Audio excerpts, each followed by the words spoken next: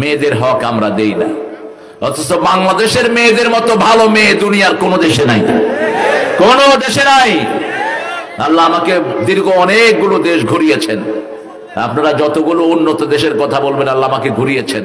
Middle east তো আছেই, একদিন বউ রাঁধে, একদিন জামাই রাঁধে।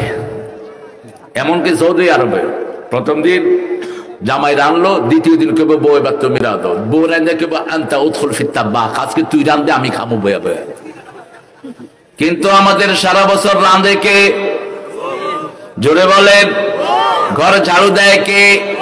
বাচ্চা পালে কে? সুন্দর করে ঘরের সবগুলো কাজ আঞ্জাম দেয় কে?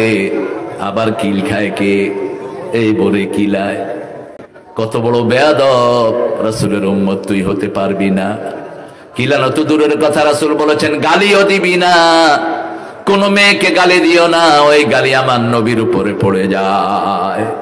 রাসূল বলেছেন লা তাসুবুল বানাত ইন্নী আবুল বানাত, খবরদার মেয়েদেরকে গালি দিও না, আমি নবী আলাইহিস সালাম সব মেয়েদের বাবা।